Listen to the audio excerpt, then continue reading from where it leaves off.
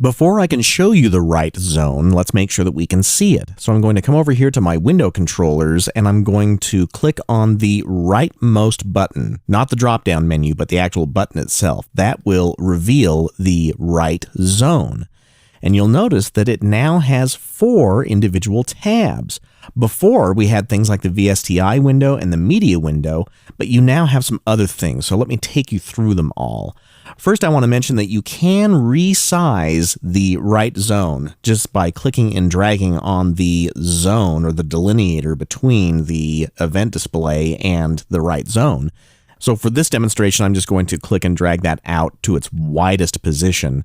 And then in the Media tab, you see some of the same things that you did in previous versions of Cubase, but they've added some really cool features. First, let's go to Instruments right here, and you can see all of the Steinberg branded instruments that you currently have installed.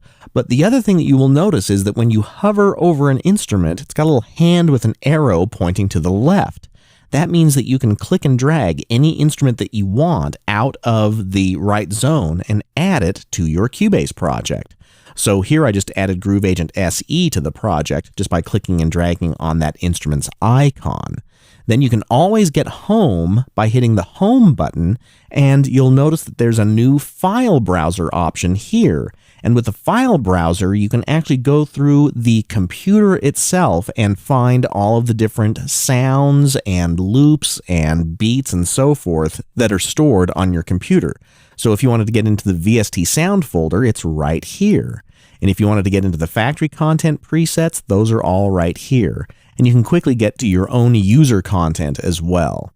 But my favorite thing is the favorites, and with that you can save your most commonly used or favorite things from the file browser.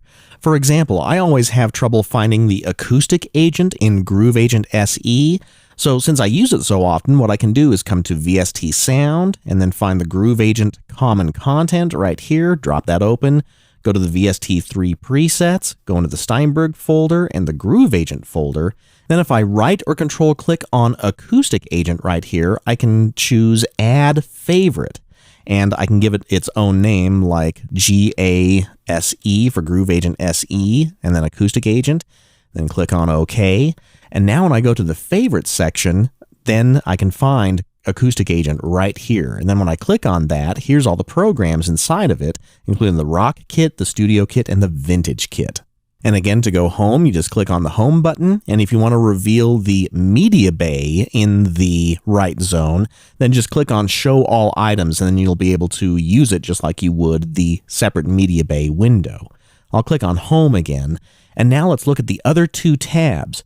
CR stands for the Control Room.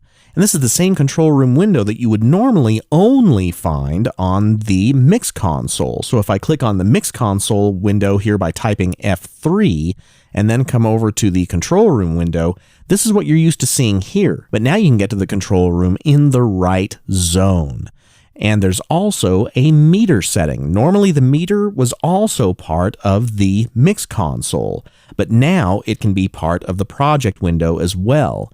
And if you click the CR button right here, then you can see the meter that can be configured for all sorts of different audio standards.